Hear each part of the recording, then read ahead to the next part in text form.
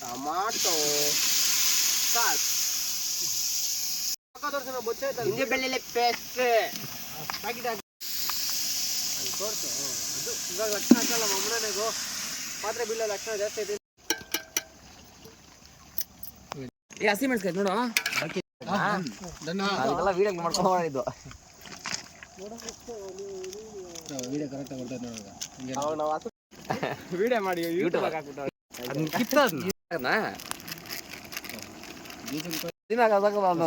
ಸಾಕು